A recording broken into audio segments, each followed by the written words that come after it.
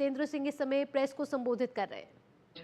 OSD2 Minister of State, Shri Rajiv Jaiswal, OSD2 Chairman ISRO and Department of Space.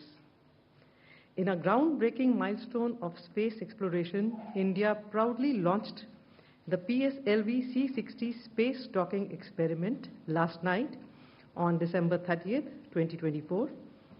This achievement marks yet another jewel in India's illustrious journey of space endeavors, showcasing the nation's relentless pursuit of technological excellence and innovation.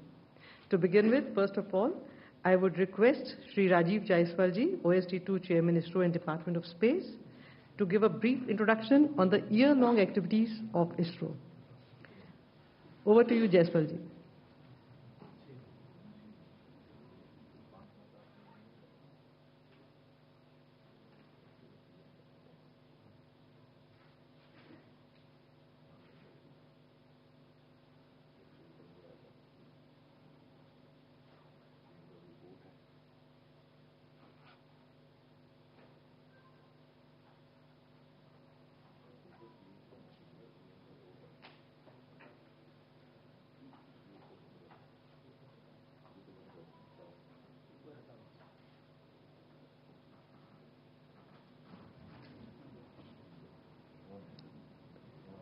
Will there be a PPT? Jaiswal, can we have the PPT please on the screen?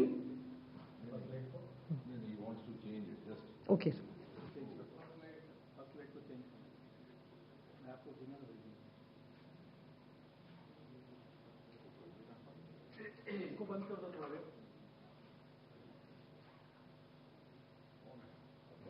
Please change the backgrounder. Yeah, thank you. Please close that backgrounder. Just close on the screen.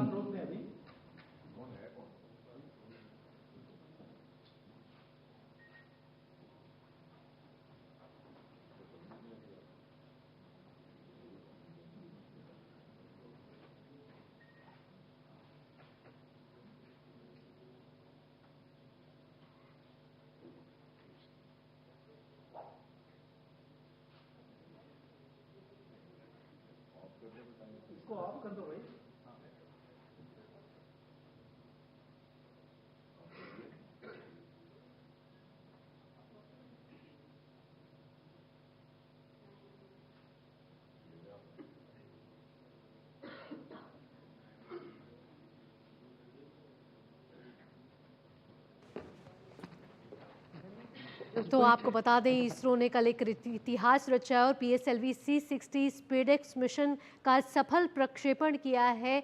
और आपको बता दें, सफल प्रक्षेपण श्रीहरिकोटा से किया गया और अब से कुछ देर में केंद्रीय मंत्री डॉक्टर जितेंद्र सिंह प्रेस को संबोधित करेंगे। आपको बता दें कि ये जो SpaDeX मिशन है वो डॉकिंग तकनीक में महारत हासिल करने वाला ऐसा एक तकनीक है जिसमें भारत उस सूची में आ जाएगा, वो दुनिया की चौथे देश की सूची में आ जाएगा। इससे पहले आपको बता दें कि अमेरिका, चीन और रूस इस सूची में है। अगर ये सफलतापूर्वक ये डॉकिंग हो जाती है जो 7 जनवरी को संभावित है, ऐसे में भारत दुनिया का वो चौथा देश बन जाएगा जो डॉकिंग तकनीक में कहीं ना कहीं उसमें सफलता पाने वाला वो देश बन जाएगा। आपको बता दें कि SpaDeX मिशन के तहत 2 उपग्रहों को कल प्रक्षेपित किया गया है PSLV C-60 रॉकेट से। ये जो 2 उपग्रह हैं वो है SDX-01 और SDX-02। अब इन दोनों उपग्रहों का अगर वजन की बात की जाए तो प्रत्येक उपग्रह का वजन 220 किलोग्राम है। और कल जब इसको सफलतापूर्वक प्रक्षेपित किया गया तब सभी ने इस प्रक्षेपण के लिए बधाई दी है, फिर चाहे वो प्रधानमंत्री नरेंद्र मोदी से लेकर हो। और इस मौके पर इसरो प्रमुख डॉक्टर एस सोमनाथ ने भी जानकारी दी है कि अपने आप में कई उपलब्धियों से भरा हुआ ये 2 उपग्रह होने वाले हैं जिसका प्रक्षेपण कल सफलतापूर्वक किया गया है। चंद्रयान 4 में भी ये कहीं ना कहीं मदद करने वाला है और दोनों ही उपग्रहों को कल श्रीहरिकोटा के सतीश धवन अंतरिक्ष केंद्र से प्रक्षेपित किया गया है। और तमाम उपलब्धियों के साथ इसरो इस उपलब्धि में भी सफलतापूर्वक उसने इतिहास रच दिया है। और अगर 2024 की बात की जाए तो इसरो जो है उसमें कई उपलब्धियां हासिल की हैं। तो आइए अब रफ्तार भरी खबरों के सिलसिले को आगे बढ़ाते हैं। दिल्ली पुलिस ने अवैध बांग्लादेशी घुसपैठियों के खिलाफ कार्रवाई तेज कर दी है। दिल्ली पुलिस ने निजामुद्दीन, कालिंदी कुंज, शाहीन बाग और सरिता विहार जैसे क्षेत्रों से 12 बांग्लादेशी घुसपैठियों को हिरासत में लिया है। और एक बार फिर से रुक कर लेते हैं केंद्रीय मंत्री डॉक्टर जितेंद्र सिंह इस समय इसरो की जो बड़ी सफलता स्पेडेक्स के प्रक्षेपण के द्वारा सर, ही बहुत आई है मामूली सा उसको एक संबोधित कर रहे प्रेजेंटेशन करना चाह रहा हूं जो इस साल की एक्टिविटीज हुई हैं। नेक्स्ट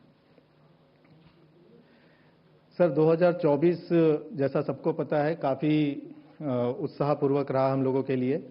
1 जनवरी से हमने लॉन्च किया PSLV C58 एक्सपोसैट मिशन और कल का लॉन्च जो दिसंबर 30 को हुआ।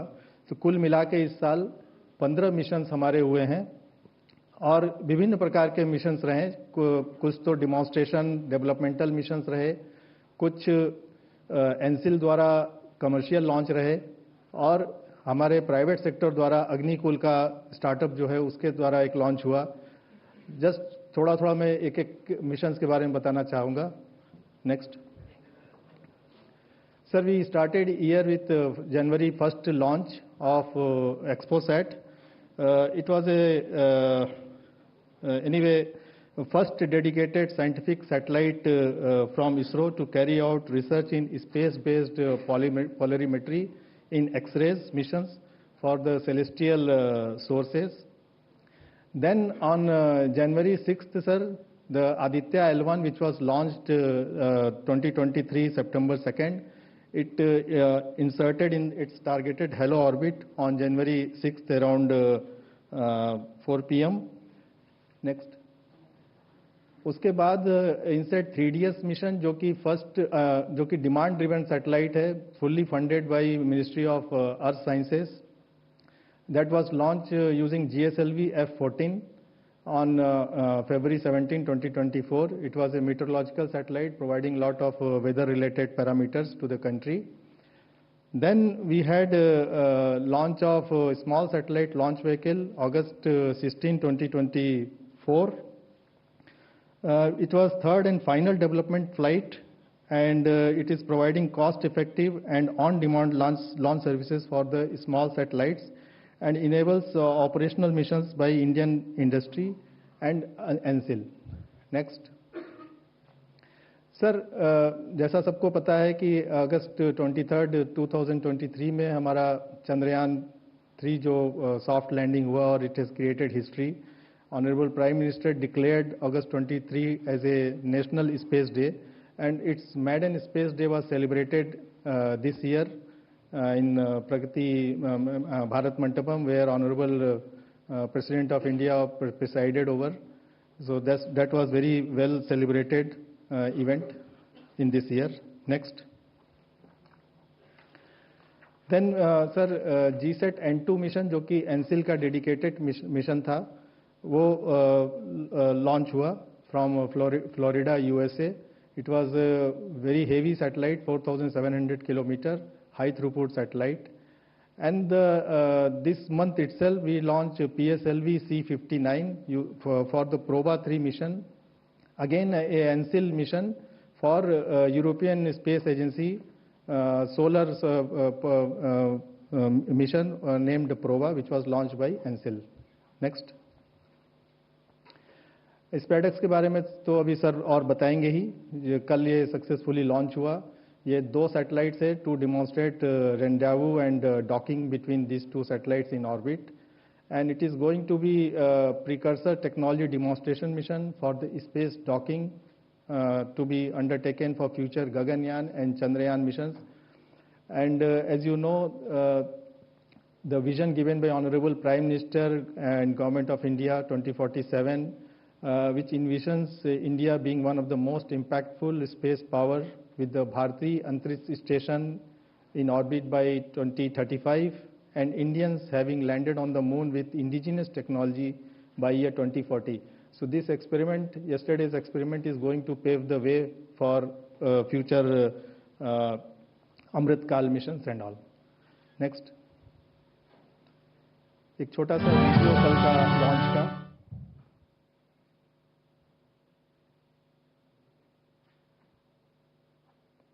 Five, four,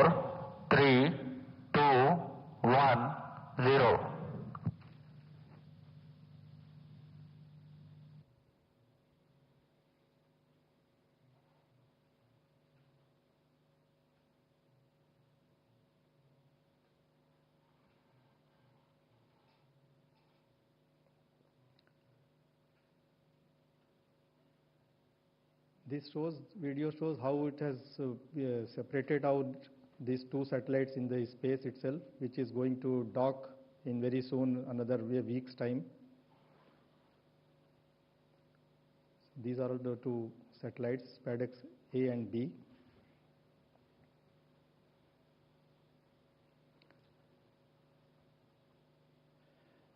सर, जैसा कि पता है, ये 2024 was another remarkable year where ISRO और भारतीय स्पेस प्रोग्राम के लिए एक आगे का पूरा रास्ता सरकार ने बना के दे दिया है. The Vision 2047 for space in the Amrit Kal envisages creation of operational Bharati Antariksha Station and Indian crewed lunar mission by 2040. So Department of Space towards Space Vision 2047 with the approval of key missions includes NGLV, the Next Generation Launch Vehicle, the reusable low-cost launch vehicle, the Chandrayaan 4, Venus Orbiter mission, and the Gaganyaan follow-on mission. So, sir, 2024 has been a remarkable year and productive year, not just for ISRO, but for the entire Indian space sector. And it has laid the foundation for technologies needed for an Indian human space exploration program in the long run. Thank you, sir. Thank you, Jaiswal ji. And now I invite Honorable Union Minister Jitendra Singh ji to brief the media.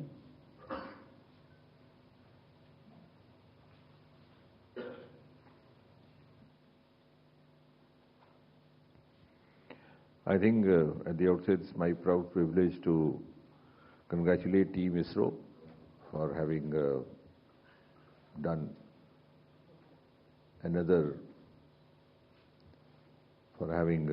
made us proud once again. And at the same time, I also wish to thank the Honorable Prime Minister, Shri Narendra Modi ji. Much of the achievements that were being spelt out to you right now by Mr. Jaiswal have been possible because of the enabling milieu provided in the last 10 years, whether it be the space reforms, the opening up of the space sector to the private sector, and allowing FDI, and resulting in some of the world-class startups, which were just in single digit till about 4 years back. Now we are almost 300. And that has been possible to a great extent, I think, because as the media friends very fondly reported at that time, the unlocking of space by Prime Minister Modi.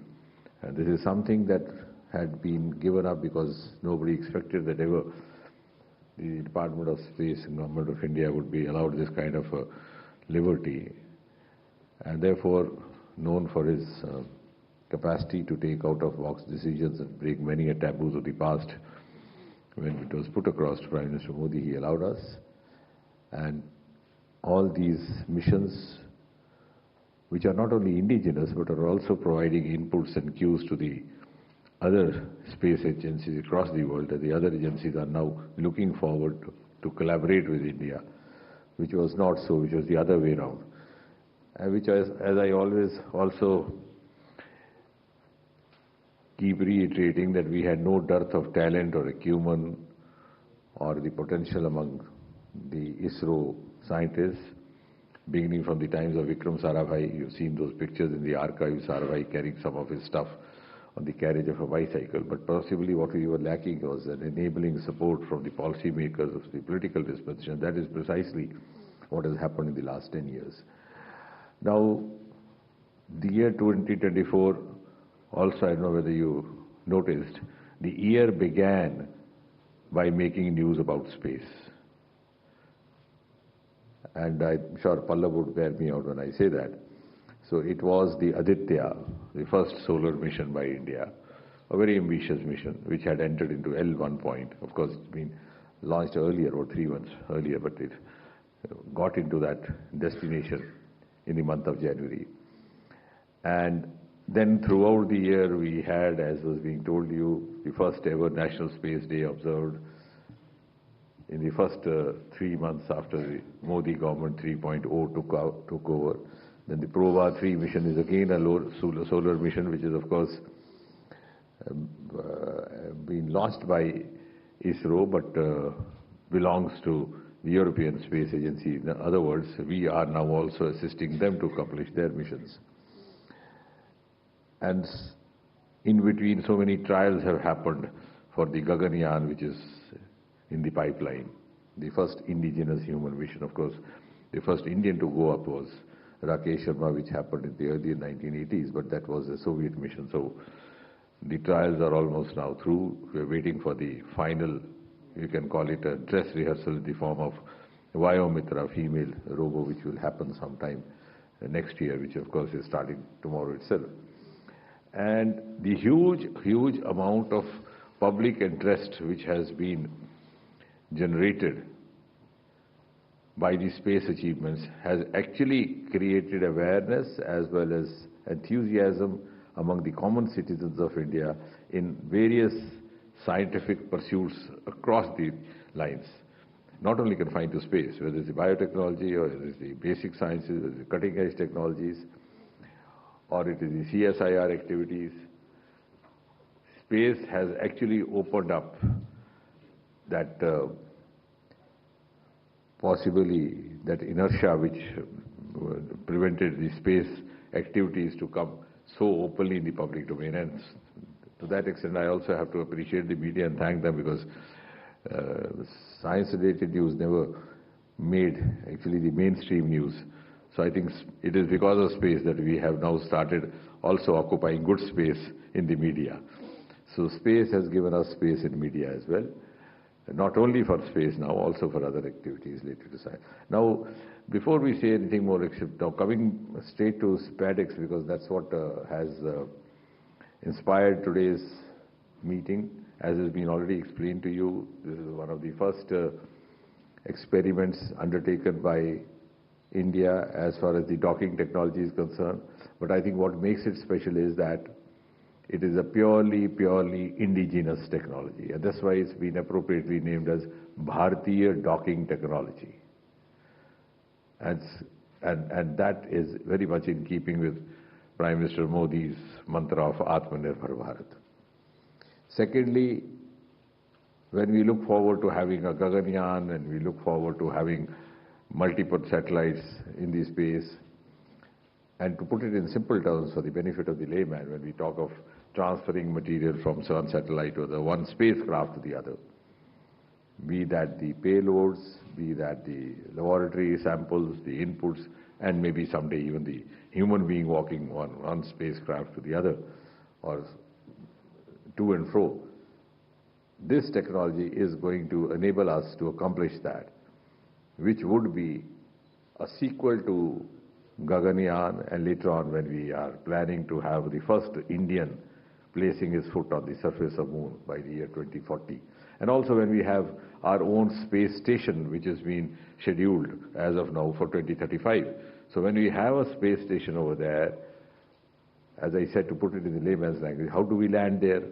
How do we move things there? So we need to have this technology. We can't simply have a station there which is just hanging in space and we sitting down here watching it. So how do we actually arrange transportation to and fro? And that is where, to put it in simple terms, this docking technology, which is also undocking at the same time, is going to help.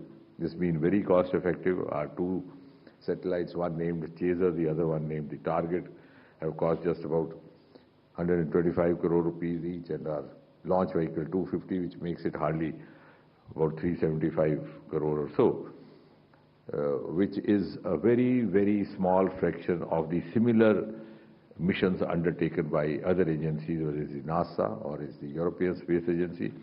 And that has once again confirmed our abilities to go in for cost-effective missions at a competitive level, which was also made evident by our Chandrayaan 3, which was just about 600 crore. The other new feature of it would be the biological experiment, which we, I think was not mentioned. So we have a program called CROP. So CROP stands for Compact Research Module for Plant Research. also there'll be research related to crops, research as we move on to have our astronauts staying over there, possibly in Bharatiya Antariksh Station, and then we also arrange for the other amenities required. How do we experiment with that? And simultaneously, very much in keeping with the concept of whole of science and whole of government, I think I also wish to add to what has been already said, that this mission was also accomplished in collaboration with a number of other institutions across the country. The Tata Institute, the IIT, the Indian Institute of Sciences. Of course, it was ISRO which was doing the launching and carrying out but in one way or the other, others were also contributing. And interestingly, which might sound a little unusual, we also have now roped in the Department of Biotechnology, which seems to be a little distant from all that is space meant for, because we have a valid reason for that. When we send up the human into the space, to begin with, of course, in a human space mission, later on to land on the surface of the moon, and then possibly also to stay inside the Bharatiya Antariksh Station, how would his physiology behave? What would be his biological requirements over there? How do we meet them? How do we live up to them? So space biology is a new area of study which is emerging. And I'm glad that India has decided to take a lead. So we have entered into an MOU between the ISRO and the Department of Biotechnology. And therefore, we would also be able to tell the rest of the world what happens to an astronaut where, at what position in the space, and how do you manage that. I think I don't need to tell you about the various technical aspects as he's mentioned. The docking, I think, is also abundantly shown in the live television visuals yesterday, how they get closer. I mean, it's amazing that from the speed of as much as 28,800 kilometers, because you have to generate interest among the young startups. I think this needs to be also told to young children, those who are the initiators into science. How fascinating, in fact, how romantic it is. From a speed of 28,800 kilometers, you reduce down to as less a speed or a velocity of just 0.038 kilometers. And then gradually you get close, virtually emerging, which you may not be doing when you're driving two vehicles on the roadside, but you're doing this in the space. It's just like opening the doors of the two vehicles and then the passengers exchanging the vehicle. You can move into your vehicle, you move into my vehicle. So something so fascinating and so romantic, which you would have heard in the fairy tales in your kindergarten days, is actually being accomplished now in space. So why I'm saying so is that that would generate interest among the youngsters. We have many youngsters now coming forward, and some of the sky routes that he was naming are among now the world potential, not only world potential startups, but also very lucrative entrepreneurs. Some of them have made a fortune within a small amount of time. The other part, I think, which is also of tremendous interest to the media is that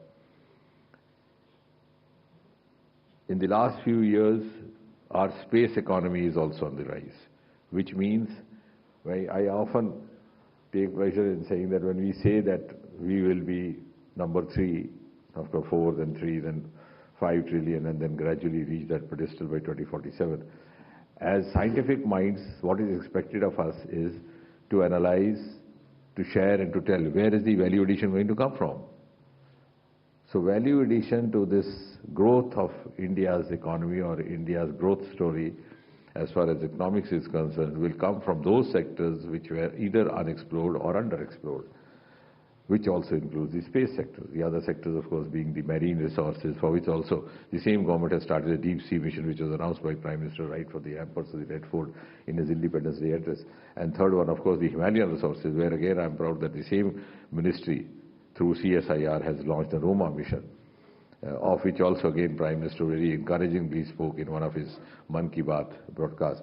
But now coming to space specifically, we have started adding to our space economy. Today, we are just about 2% of the economy, but we hope that within 7-8 years, we will go out about 4 times. So from 8.4 billion US dollars, we hope to go up to 44 billion US dollars.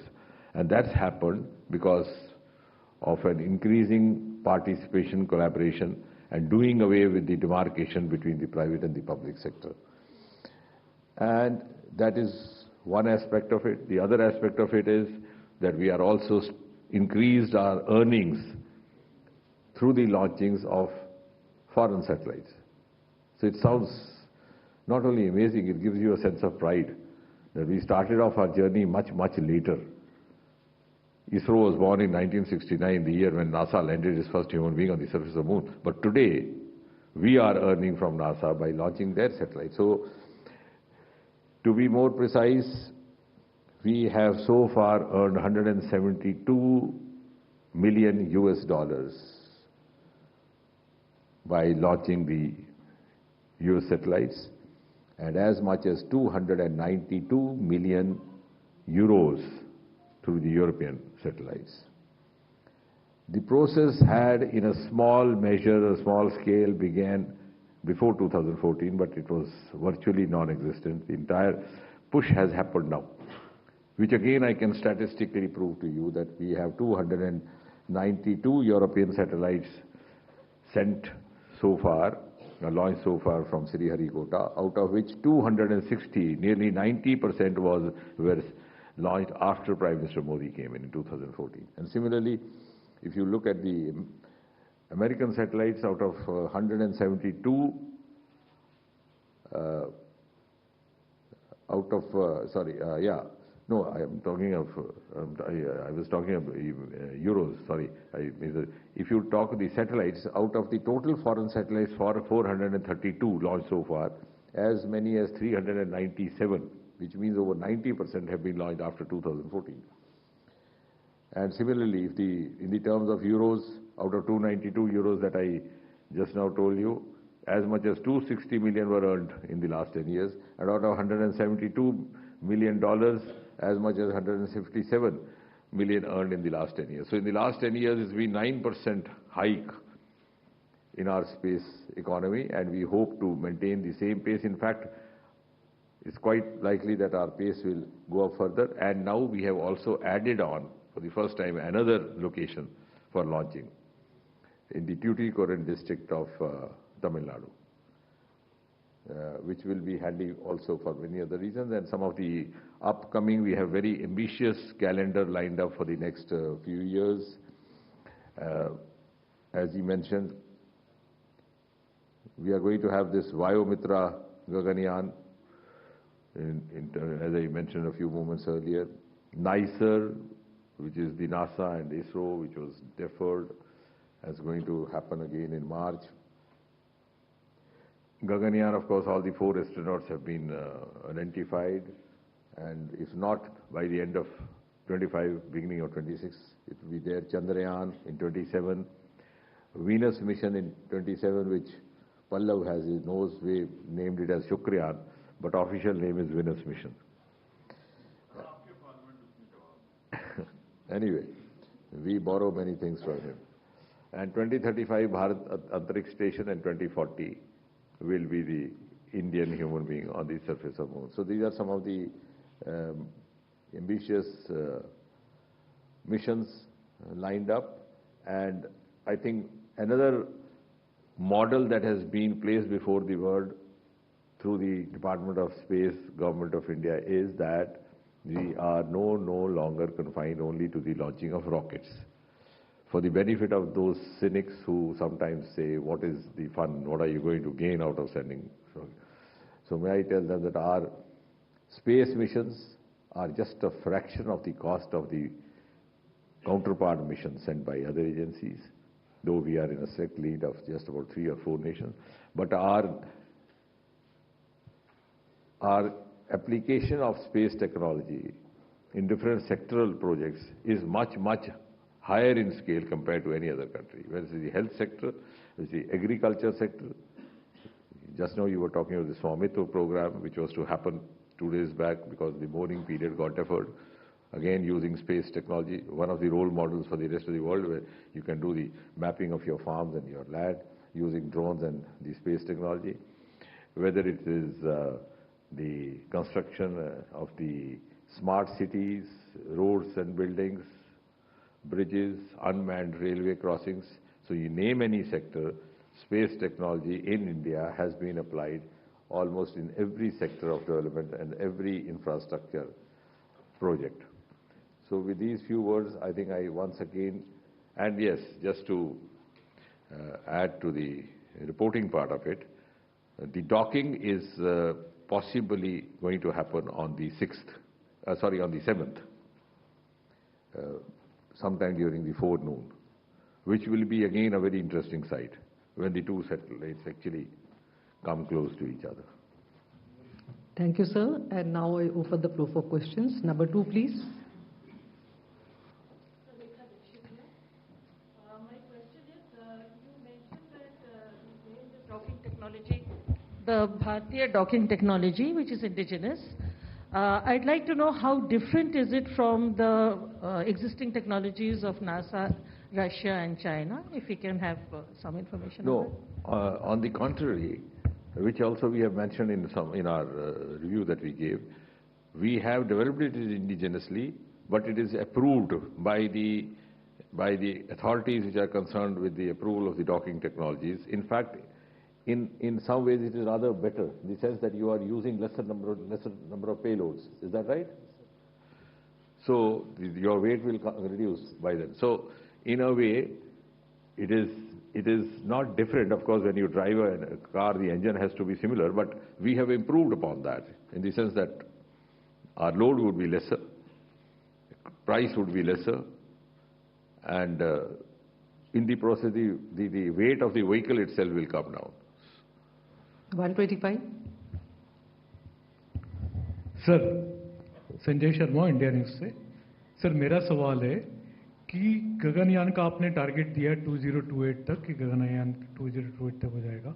अभी sir किस ज्यादा से ज्यादा 26 तक, 2026 तक, और अभी किस स्थिति में सर? एक तो ये, और कल जो हमने जो अचीवमेंट किया है, कल का जो अचीवमेंट है, उसका भारत पर कितना प्रभाव है और किस किस क्षेत्र में प्रभाव है? नहीं, धन्यवाद। सबसे पहली बात तो ये कि गगनयान की अभी हमारी टेस्ट फ्लाइट्स चल रही हैं, क्योंकि उसके अलग अलग मॉड्यूल्स हैं। एक का क्रू मॉड्यूल है, एक का उसका एक्सपेरिमेंट का मॉड्यूल है, और दूसरा ये है कि उसको वापस किस प्रकार से सुरक्षित ले आना, क्योंकि जिस तरह से अंतरिक्ष में भेजने का भी एक बहुत बड़ी चुनौती भी रहती है और एक बड़ा उसमें आनंद भी महसूस होता है उसको भेजने, उसी प्रकार की चुनौती है उनको सुरक्षित वापस लाना पानी में। और वो भी एक whole of science and whole of government approach के साथ होता है। वहाँ नेवल गार्ड्स की भी भागीदारी रहती है, इंडियन नेवी की भी रहती है कि कैसे वहाँ से हमारे जो अंतरिक्ष में गए हुए हमारे सज्जन हैं उनको किस तरह से वापस उनका इंश्योर करना। तो उस सब के लिए अलग अलग मॉड्यूल्स का और अलग अलग फंक्शंस का टेस्ट फ्लाइट्स एक श्रृंखलाबद्ध तरीके के साथ होता है। वो सिलसिला जारी है, लगभग समाप्त होने को है। जब वो सारा संपन्न हो जाएगा तो फिर एक फाइनल हमारे फ्लाइट रहेगी, जिसे मैंने कहा कि हम साधारण शब्दों में, हालांकि वो कोई अधिकृत वैज्ञानिक एक्सप्रेशन नहीं है, लेकिन हम कह सकते हैं फाइनल ड्रेस रिहर्सल।